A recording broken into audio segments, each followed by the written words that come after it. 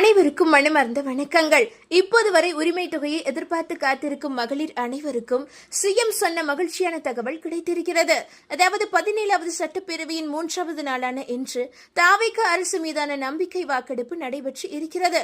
அப்போது அனைத்து கட்சி உறுப்பினர்களும் வரிசையாக எழுந்து நின்று தங்களுடைய ஆதரவையும் எதிர்ப்பையும் கூறி கருத்தை பதிவு செய்தனர். அந்த வரிசையில் பேசிய எதிர்க்கட்சி தலைவர் உதயநிதி ஸ்டாலின் புதிய அரசின் மீது நம்பிக்கை வாக்கெடுப்பு நடைபெறுகிறது, எதிர்க்கட்சியாக சில விமர்சனங்களை நான் முன்வைக்க விரும்புகிறேன் என்று பேசத் தொடங்கிய அவர், புதுமை பெண் திட்டம், தமிழ் புதல்வன் திட்டம் ஆகிய திட்டங்களுக்கு மாதம் 7ஆம் தேதி பணம் கொடுத்து வந்தோம்.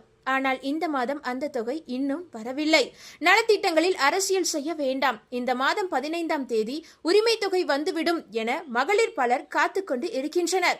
வெற்றி பெற்ற பிறகாவது மக்கள் நம்பிக்கையை பெற அதற்கான பணிகளை செய்ய வேண்டும். முதல்வர் அவகாசம் எடுத்துக்கொள்ளுங்கள். ஆனால் காத்திருக்கும் அனைவரையும் நீண்ட நாள் காத்திருக்க வைக்க வேண்டாம்.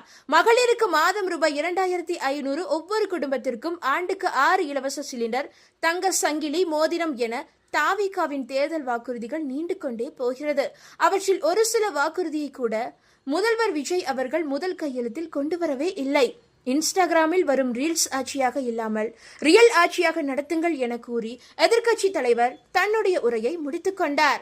அவரது கோரிக்கையை ஏற்றுக்கொண்ட முதலமைச்சர் விஜய் திட்டங்கள் முறையாக செயல்படுத்தப்படும் என அவையில் உறுதி அளித்து உள்ளார். மேலும் பேசிய அவர், முந்தைய அரசுகளால் கொண்டுவரப்பட்ட மக்கள் நலத்திட்டங்கள் தொடரும். தமிழ்நாட்டை ஆண்ட பல்வேறு கட்சிகளை சார்ந்த அரசர்கள் இந்த நாட்டு மக்களின் நலனை முன்னிறுத்தி தீட்டிய திட்டங்கள் சமூக நீதிக்கு முன் உதாரணமாக திகழ்ந்து நிறைவேற்றப்பட்ட சட்டங்கள், தாவேகா கட்சியின் கொள்கை தலைவர்களின் எண்ணங்கள் என இவற்றை மனதில் கொண்டே தாவேகா ஆட்சி நடைபெறும் என தமிழக முதலமைச்சர் விஜய் அவர்கள் பேசியிருக்கிறார். இந்த அறிவிப்பை தொடர்ந்து வருகின்ற மே 15ஆம் தேதி பெண்களின் வங்கி கணக்கில் வழக்கமான தொகையுடன் கூடுதல் தொகையும் சேர்த்து ரூபாய் 2500 வரவு வைக்கப்படலாம் என பரவலாக எதிர்பார்க்கப்படுகிறது. இது குறித்த அதிகாரப்பூர்வ அறிவிப்பு மற்றும் அரசாணை இன்னும் சில தினங்களில் வெளியாகும் என தெரிகிறது. தமிழக அரசின் இந்த அதிரடி நடவடிக்கை குடும்ப தலைவிகளிடையே மிகப்பெரிய மகிழ்ச்சியையும் எதிர்பார்ப்பையும் ஏற்படுத்தி உள்ளது. இந்த தகவல் உங்களுக்கு பயனுள்ளதாக இருந்தால் மறக்காம இந்த வீடியோவை லைக் பண்ணி உங்களுடைய ஃப்ரெண்ட்ஸுக்கும் ஃபேமிலிக்கும் ஷேர் பண்ணி விட்டுருங்க. உரிமை தொகை திட்டம் குறித்த லேட்டஸ்ட் அப்டேட்டுகளை உடனுக்குடன் குயிக் அப்டேட்டுகளா தெரிந்து கொள்ள மறக்காம நம்மளுடைய இந்த குட்டி இன்ஃபோ சேனலை இப்பவே சப்ஸ்கிரைப் பண்ணிக்கங்க. நன்றி நண்பர்களே.